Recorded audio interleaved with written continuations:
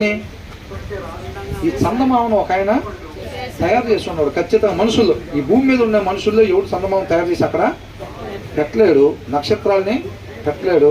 మన దగ్గర ఉన్న వాళ్ళు గొప్ప గొప్పవి కనుక్కుంటుంది ఎవరు? ఇప్పుడు ప్రపంచవ్యాప్తంగా ఎలాన్ మస్క్ ఒక్కడే, అవునా? అంతకన్నా గొప్ప విషయాలు కనుక్కుంటున్న వాళ్ళు లేరు. మరి ఆయనైనా చందమామను తీసుకొచ్చి పెడతాడా? సూర్యుని తీసుకొచ్చి పెట్టుంటాడా? చుక్కలను తీసుకొచ్చి పెట్టుంటాడా? అది ఏమనిపిస్తుంది చూసినప్పుడు? ఖచ్చితంగా దేవుడు ఉన్నాడు, దేవుడే ఇదంతా పెట్టాడు అనేది తెలుస్తుంది. కాబట్టి ఈయనకేంటంటే కొద్ది మందిని సెలెక్ట్ చేసుకొని చేసినప్పుడు వాళ్ళ వైపు చూడకుండా ఎవరి వైపు చూస్తారు? దేవుడి వైపు చూస్తారు. ఈ సమస్త మానవాళి భూమి మీద వీళ్ళని ఎందుకు సెలెక్ట్ చేసుకున్నారంటే వాళ్ళంటే ఇష్టం అని కాదు. ఈ సమస్త మానవాళి, భూమి మీద ఉన్న సమస్త మానవాళి ఆయన వైపు చూడాలి, ఆయనగా తెలుసుకోవాలని చెప్పి ఈ కొద్ది మంది ఉన్న జనాభాని ఎన్నుకున్నాడు అనమాట. గొప్పవాడైన ఫరో దగ్గర నుంచి వీళ్ళని బయటకు తీసుకొస్తే అంత గొప్ప శక్తి ఉన్న, అంటే ఇప్పుడు అమెరికా దేశంలాగా అప్పుడు ఈజిప్ట్ అంటే అంత బలమైన దాని దగ్గర నుంచి ఇప్పుడు యనమల కుదురులో కొంతమంది బానిసలకు వెళ్ళి ట్రంప్ని ఎదిరించి బయటకు వస్తారు వీళ్ళు. అలాంటిది అనమాట అది. అర్థమవుతుందండి? అలా వచ్చారు అని అంటే జనాలకు ఒక ఆలోచన వచ్చి దేవుని అది వీళ్ళ వల్ల అయితే కాదు, వీళ్ళుగా అయితే ఆయన ఎదిరించి బయటకు వచ్చిన వాళ్ళు కాదు, వీళ్ళని ఎవరో ఖచ్చితంగా ఒక ఆయన తీసుకొచ్చాడు బయటికి అనే ఒక ఆలోచన జనం మొత్తానికి వచ్చింది.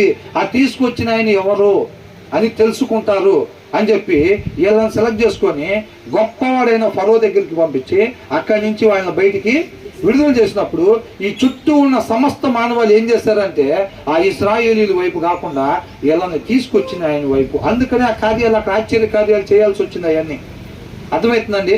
అవి మనుషులు చేయలేరు, అయ్యి మనుషులు చేయగలిగినవి కాదు. ఎవరన్నా చేయమని చెప్పండి, మొత్తం చీకటి చేయమని చెప్పండి, చేస్తారా? నీళ్ళు రక్తంగా చేయలేరు. ఇందాక మనం అనుకున్నట్టు అన్నీ కూడా దేవుడు చేయాల్సిందే, దేవుడు మాత్రమే చేసే పనులు. అప్పుడు ఆ కార్యాలన్నీ అక్కడ చేస్తుంది ఈ జనం మొత్తం, సమస్త మానవాళి. ఇశ్రాయేలీలు మాత్రమే కాదండి, ఐగుప్తులు మాత్రమే కాదు, ఈ మిగతా వాళ్ళు. రాహాబు అనే వేశ్యకి ఎలా తెలిసిన విషయం? మీ దేవుడు నిజమైన దేవుడు, ఆయన చేసిన ఆశ్చర్య కార్యాలు సామాన్యమైనవి కాదు, మమ్మల్ని అందరినీ కూడా ఖచ్చితంగా మీ చేతికి అప్పగిస్తాడు ఆయన నమ్మి విశ్వసించింది. అంటే ఈ సమస్త మానవాళి మొత్తం గమనిస్తున్నారు అన్నమాట. వీళ్ళని నడిపించి ఇశ్రాయేలు వైపు వాళ్ళ చూపు అక్కడ ఏం జరుగుతుంది వాళ్ళని నడిపిస్తున్నాడు ఒక ఆయన. ఆ దేవుడు నిజమైన దేవుడు. ఎర్ర సముద్రాన్ని 2 పైలకి ఎందుకు చేయాల్సి వచ్చింది? మనుషులు చేస్తారా? అయ్యి చేయరు.